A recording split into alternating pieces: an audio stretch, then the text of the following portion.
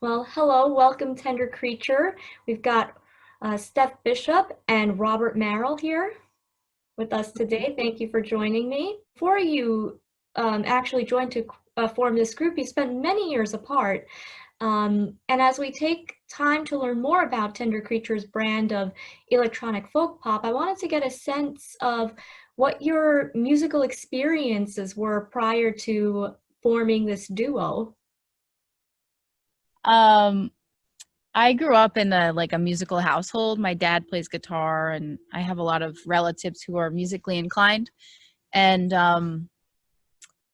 informally, we would just like do a lot. We would like do a lot of singing and harmonizing, a little bit like the Partridge Family.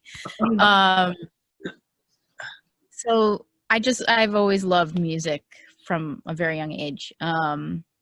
And then in high school, I picked up a guitar for the first time and started to learn my first chords and sort of taught myself. I've taken a couple of, lessons as an adult, but I'm pretty self-taught and I don't have like a formal education in music at all. Oh, that sounds so interesting. Hmm. That's really cool. Robert, what about you? Um, so I've been a musician for a long time. I started taking formal lessons, singing and piano lessons in like third or fourth grade. Um, and then I was actually a music major in college and grad school. I have a master's in opera from Peabody Conservatory. When I say that, it feels kind of braggy, but it's not braggy. It's just where I went to school. And I'm not a professional opera singer, so I'm not bragging that hard. And so I'm a classical musician. I've played piano for a long time. I played cello. Is kind of like my third instrument, and that's what is on this record.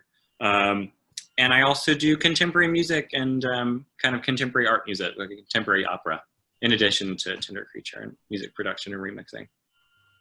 Right. Um, what was the motivation or the event that helped you both come together to form Tender Creature? Um, Robert and I had made music previously in a different band.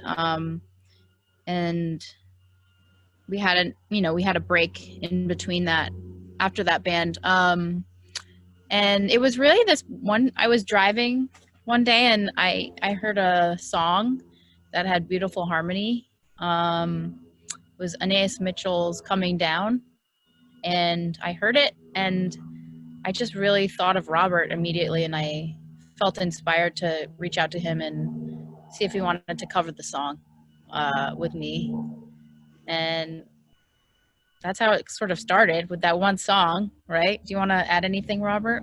Yeah, it's that, back when we were in Kings, that's our old band, when we were in Kings together, I always thought that our voices blend really beautifully.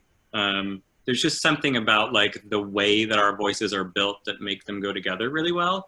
And so I had always wanted to, I've always loved singing with Steph. And so when Steph texted me, I was like at the gym when she texted, hey, I think we should cover this song.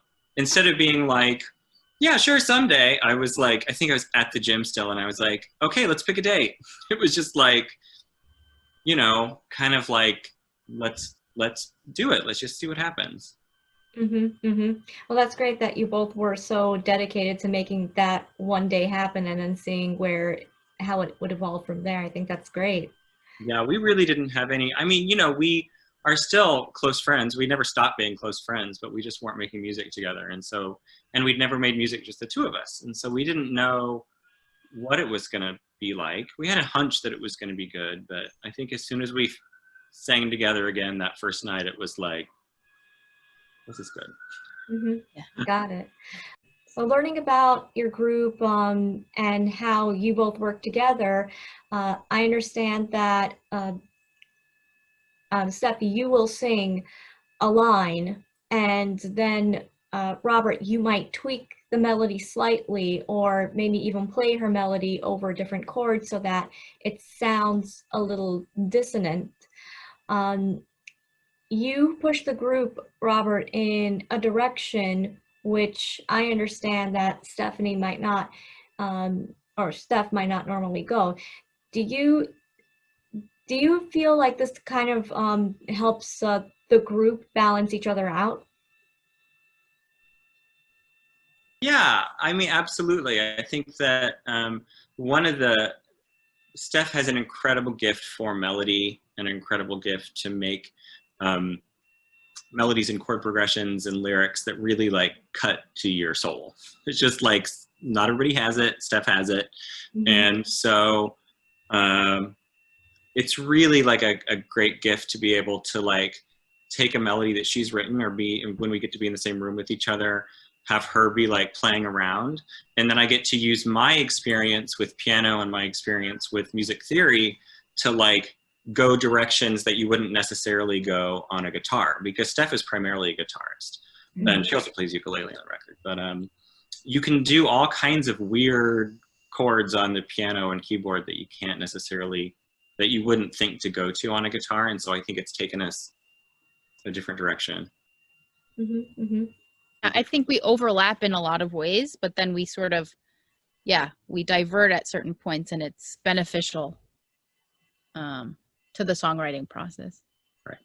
The song, If Anyone Asks, starts with a beat which Robert was obsessed with, and then you sent a loop of it to Steph, and then she recorded a vocal melody over it and then sent it back to you.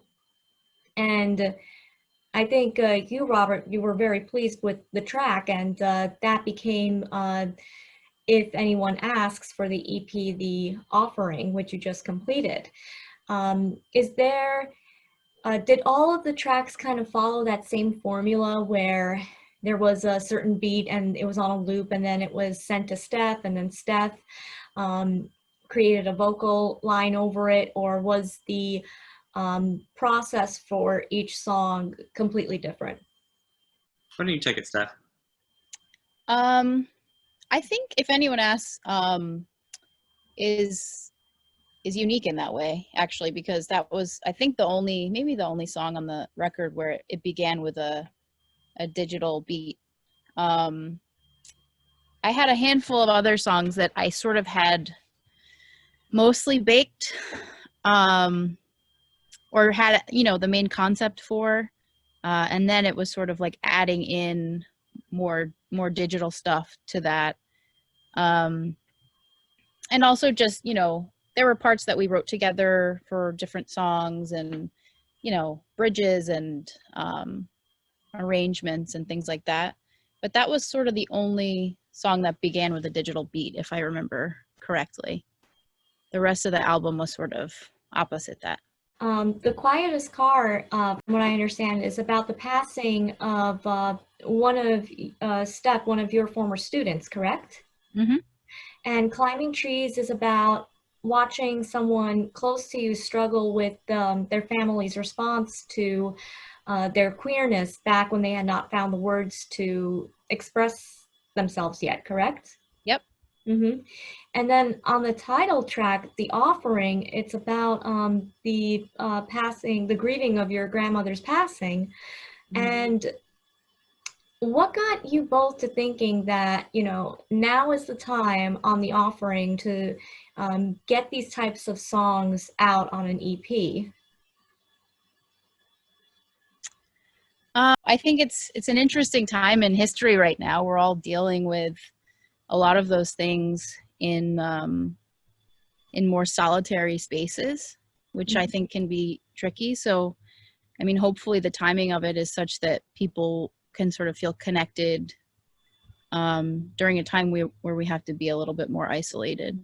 That the things that we deal with in the songwriting on the EP are sort of, they feel pretty universal. These ideas of loss and change and, personal growth, things like that. I think they're always kind of relevant if you're sort of writing from an honest place, those sort of big themes. And hopefully people connect with that. Listening to The Quietest Car, if I didn't read the inspiration behind that song, I felt like it was literally traveling in the quietest car on the train. That's how I kind of interpreted the meaning of that song, because there were times like as I was isolating, I did go to the city a few times, and I was usually the only one in the car. So yes, it was the quietest car on the train. And then the song "If Anyone Asks" made me think of the anxiety that we as a collective are feeling regarding the extension of this pandemic, the upcoming election year, the economy. Yet for you, for Robert and Steph, like for you, this is a far more personal record. And I wanted to know, what do you feel when you write a song like inspired by a specific personal event, but then a listener comes in and then tells you, oh, this is what I thought the song was about. Basically, it takes on a different meaning um, to them. What do you feel when somebody comes I and mean, presents a I think different that idea? that's the mark of good songwriting, right? Like anytime that I connect with a song, and one of the things that I used to love about listening to music, like especially before the internet, was you never knew what a song was actually about. But if a song is great, it leaves a window open for you to have really specific, visceral experience with it, and to have you know what this song is about. When it's like not about that at all.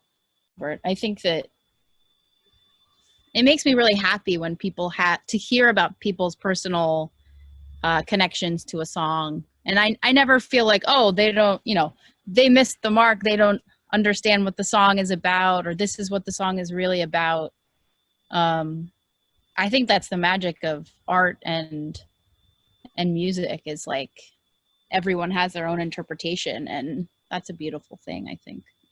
Tell me a little bit about the most rewarding part of recording the CP and the most challenging part.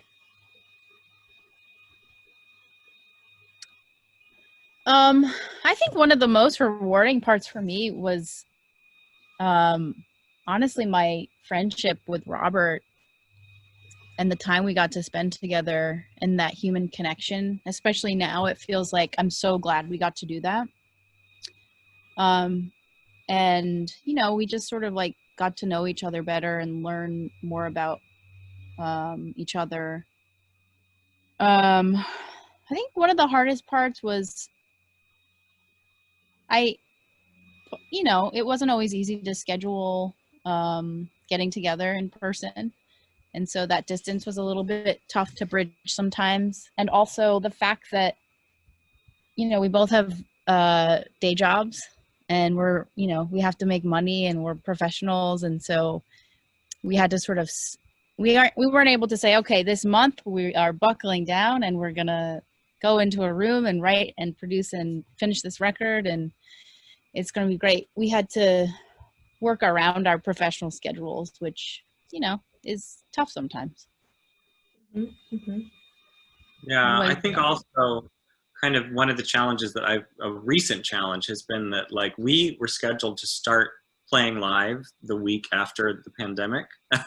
So Yeah. we met, the weekend before New York City shut down, we had met and like arranged all of our songs and a couple covers to be played live. And we had our first gig the week after New York, or we were supposed to have our first gig the week after New York City shut down. And so we've never been able to play out with this record. And that's been hard. Yeah. So you have to be promoting the offering now that shows have been canceled. Well, you're looking at it. No, I mean, obviously the world of online promotion, I think that people, during what's going on in the world, I think that people are really hungry for new art and to be taught things by art. And so that's lucky in a way.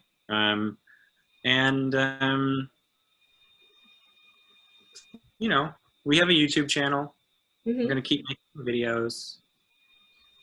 Core of what we do is that we're two musicians who play music together. And so you just have to figure it out. Mm-hmm. Thank you both, Robert and Steph, for this interview.